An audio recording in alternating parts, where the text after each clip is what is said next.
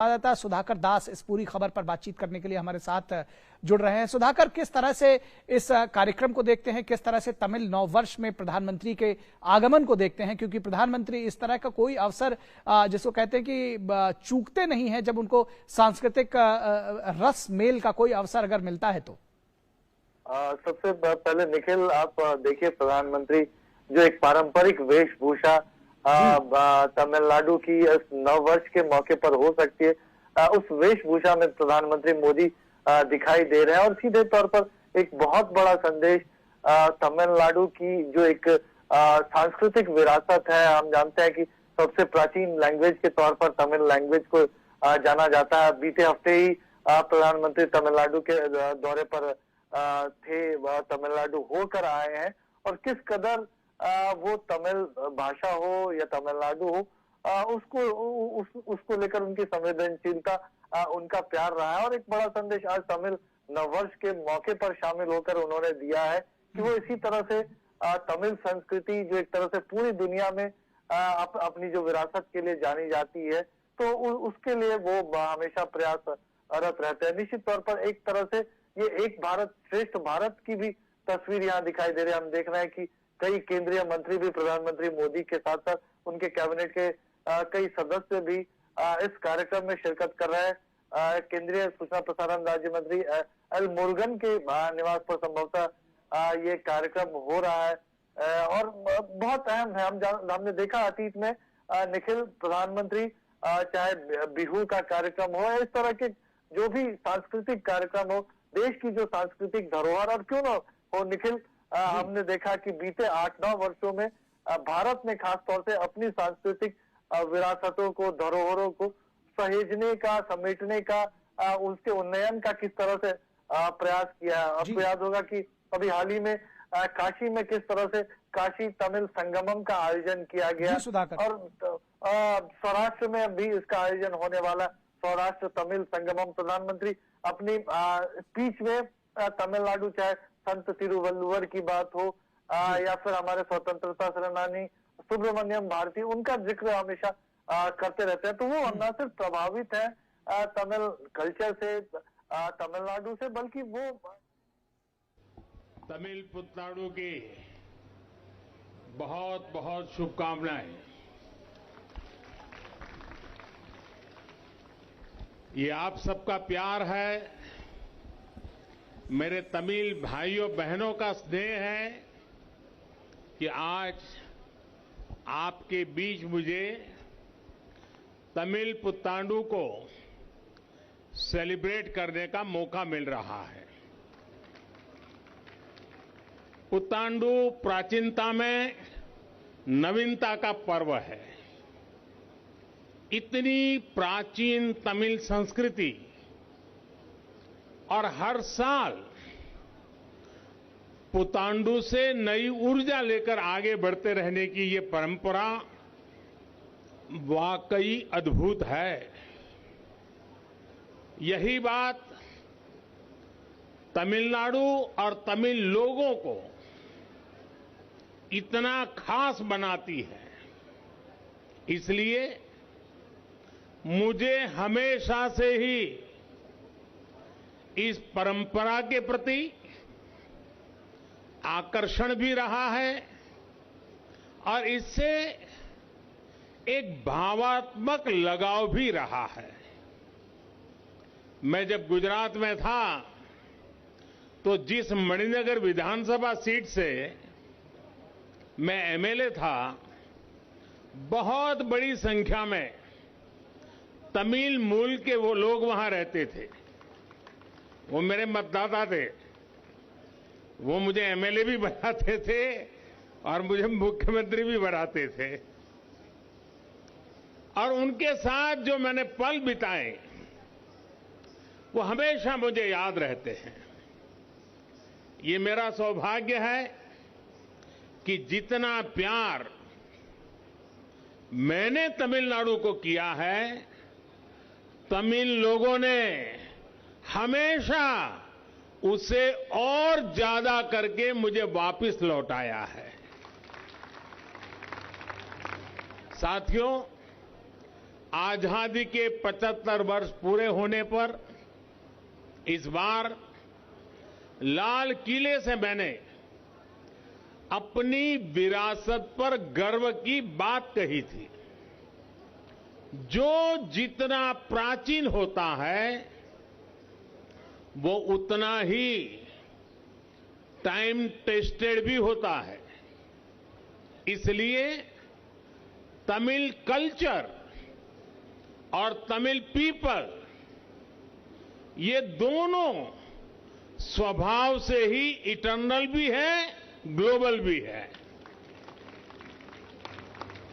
From Chennai to California,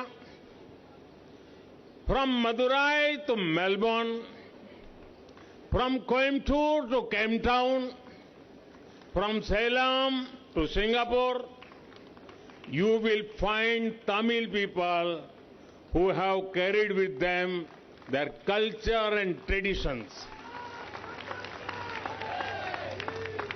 Be it Pongal or Puthandu, they are marked all over the world. Tamil is the world's oldest language. Every Indian is proud of this. Tamil literature is also widely respected.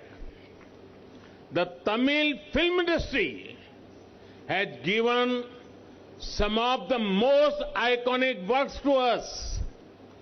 साथियों, freedom struggle में भी तमिल लोगों का योगदान बेहद महत्वपूर्ण रहा है। आजादी के बाद देश के नवनिर्माण में भी तमिलनाडु के लोगों की प्रतिभा ने देश को नई ऊंचाई दी है। सी राजगोपालाचारी और उनकी फिलॉसफी के बिना क्या आधुनिक भारत की बात पूरी हो सकती है?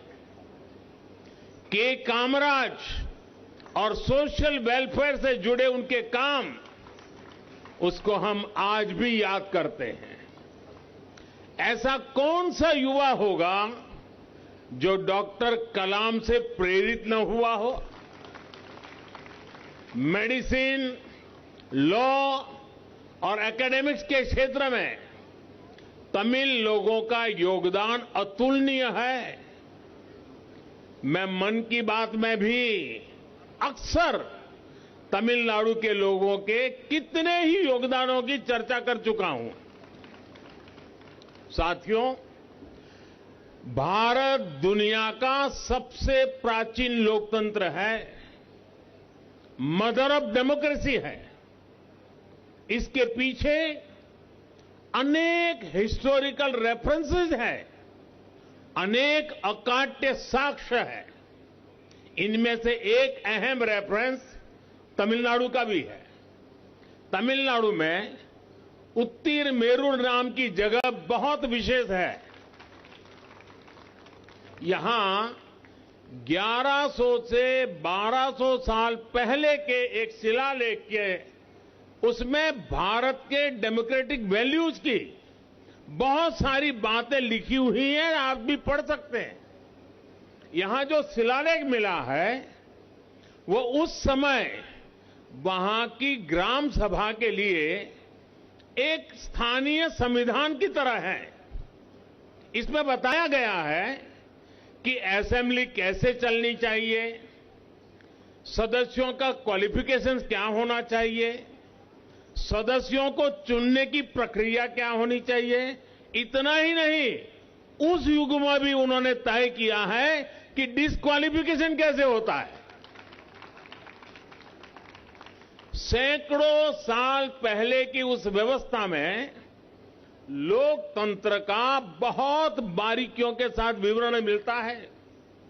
साथियों, तमिल संस्कृति में ऐसा बहुत कुछ है जिसने एक राष्ट्र के रूप में भारत को गढ़ा है, आकार दिया है। जैसे हमारे चेन्नई से 70 किलोमीटर दूर 70 किलोमीटर दूरी पर कांचीपुरम के पास तिरुमुक्कुडल में वेंकटेश पेरुमाल मंदिर है।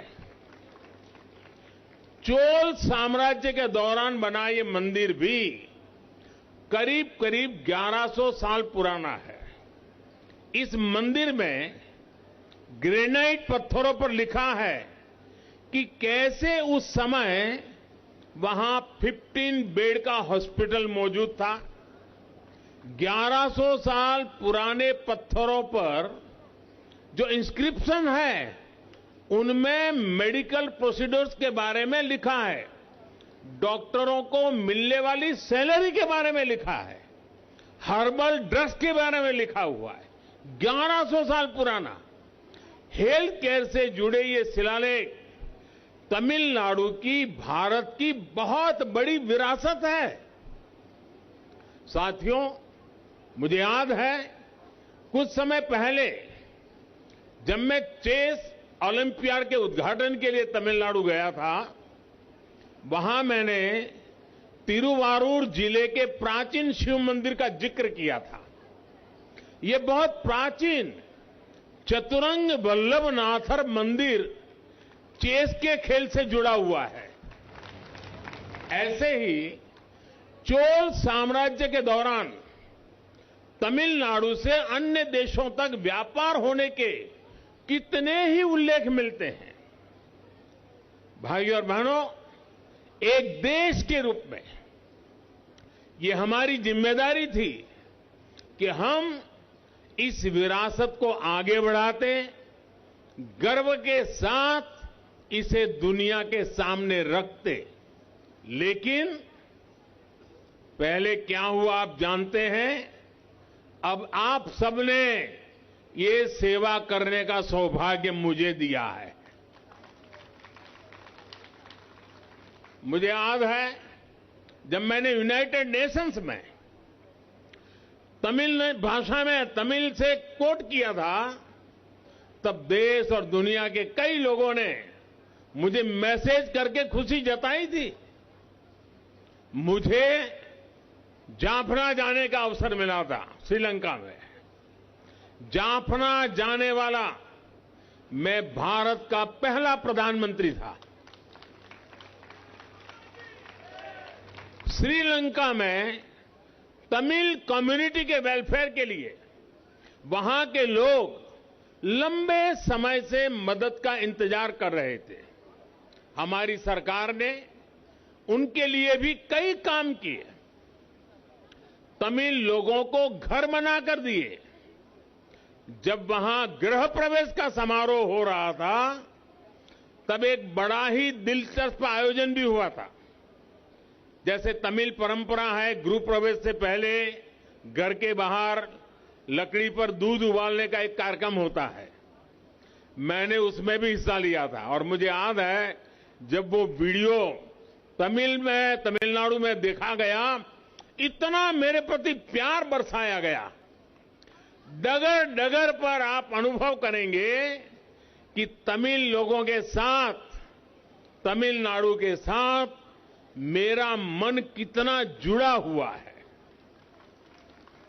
तमिल लोगों की निरंतर सेवा करने का ये भाव मुझे नई ऊर्जा देता है। साथियों, आप सभी को जानकारी है कि हाल ही संपन्न हुआ काशी तमिल संगमम कितना सफल रहा। इस कार्यक्रम में हमने प्राचीनता, नवीनता और विविधता को एक साथ सेलिब्रेट किया। इन आयोजनों में तमिल साहित्य के सामर्थ्य के भी दर्शन हुए हैं। काशी में तमिल संगमम के दौरान कुछ ही समय में हजारों रुपये की तमिल भाषा की पुस्तकें बिक्री हुई थी। तमिल सिखाने वाली पुस्तकों के लिए भी वहां जबरदस्त क्रेज था। हिंदी भाषी क्षेत्र में, और वो भी आज डिजिटल युग, ऑनलाइन की दुनिया, ऐसे समय काशी में हिंदी भाषी लोग तमिल किताबों को इस तरह पसंद किया जाना, हजारों रुपये की तमिल की किताबें खरीदना, ये हमारे देश के सांस्कृतिक कनेक्ट की सबसे बड़ी ताकत है दोस्तों। मैं मानता हूं तमिल लोगों के बिना काशी वासियों का जीवन अधूरा है, और मैं काशी वासी हो गया हूं। और काशी के बिना तमिल के लोगों का जीवन भी अधूरा है। ये आत्मीयता जब कोई तमिलनाडु से काशी आता है तो सहज ही दिखाई देती है। काशी का सांसद होने के नाते ये मेरे लिए और भी गर्व की बात है। मैंने देखा है कि काशी में जो नौका चलाने वाले लोग हैं, शायद ही कोई ऐसा नौका चलाने वाला मिलेगा जिसको तमिल के 50 वाक्य बोलना ना आता हो। इतना वहां पर मेलजोल है। ये भी हम सभी का सौभाग्य है कि बनारस हिंदू यूनिवर्सिटी में सुब्रमण्यम भारती जी के नाम पर एक चेयर की स्थापना की गई है। सुब्रमण्यम भारती जी ने काफी समय काशी में बिताया था, काफी कुछ वहां से सीखा था। ये भी पहली बार हुआ है कि काशी विश्वनाथ मंदिर ट्रस्ट के ट्रस्टियों में, काशी विश्वनाथ मंदिर का ट्रस्ट बहुत पुराना है, पहली बार काशी विश्वनाथ ट्रस्ट का ट्रस्टी तमिलनाडु के एक महाशय को बना दिया गया है। ये भी प्यार है। ये सारे प्रयास एक भारत श्रेष्ठ भारत की भावना को मजबूत करने वाले हैं। साथियों, तमिल लिटरेचर से हमें अतीत के ज्ञान के साथ ही भविष्य के लिए प्रेरणा भी मिलती है। तमिलनाडु के पास तो ऐसा लिटरेचर है जिसमें से काफी कुछ 2000 साल से भी ज्यादा पुराना है। जैसे कि संगम लिटरेचर से पता चला कि एंशियंट तमिलनाडु में कई तरह के मिलेट्स, श्री अन्न उपयोग में लाए जाते थे। प्राचीन तमिल साहित्य अगनानूरू में मिलेट्स के खेतों के बारे में लिखा गया है। महान तमिल कवित्री अवैयार अपनी एक सुंदर कविता में स्वादिष्ट वर्गु अरिसी छोरू इसके बारे में लिखती हैं। आज भी अगर कोई ये पूछता है कि भगवान मुरुगन को नैवेद्य के रूप में कौन सा भोजन पसंद है, तो जवाब मिलता है तेनुम तेने वामुम। आज भारत की पहल पर पूरी दुनिया मिलेट्स की हमारी हजारों वर्ष पुरानी परंपरा से जुड़ रही है। मैं चाहूंगा कि आज हमारा एक न्यू ईयर रिजोल्यूशन मिलेट से भी जुड़ा हो। हमारा रिजोल्यूशन होना चाहिए कि मिलेट्स को हम वापस अपने खान पान में जगह देंगे और दूसरों को भी इसके लिए प्रेरित करेंगे। साथियों, अब से कुछ देर में यहां तमिल कलाकारों की परफॉर्मेंस भी होने वाली है। ये हमारी कला और संस्कृति की समृद्ध विरासत का भी प्रतीक है। ये हमारा कर्तव्य है कि हम इसे पूरी दुनिया तक लेकर जाएं, इसे शोकेस करें। साथ ही इन आर्ट फॉर्म्स का कैसे समय के साथ विस्तार हो, हमें इस पर भी ध्यान देना चाहिए। आज की युवा पीढ़ी में ये जितना ज्यादा पॉपुलर होंगे, उतना ही वो इसे नेक्स्ट जनरेशन को पास करेंगे। इसलिए युवाओं को इस कला के बारे में बताना, उन्हें सिखाना, ये हमारा सामूहिक दायित्व है। और मुझे खुशी है कि आज का ये आयोजन इसका भी एक बेहतरीन उदाहरण बन रहा है।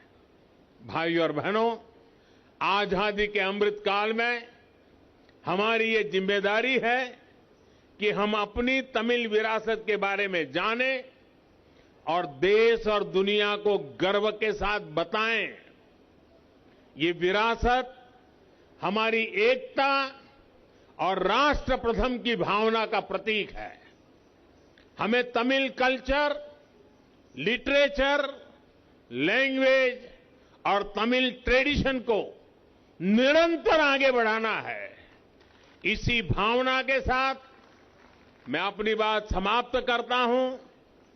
एक बार फिर आप सबको पुतांडु की बहुत बहुत बधाई देता हूं और मुरुगन जी का भी धन्यवाद करता हूं कि आज मुझे इस महत्वपूर्ण अवसर में शरीक होने का मौका दिया। आप सबको बहुत बहुत शुभकामनाएं। धन्यवाद।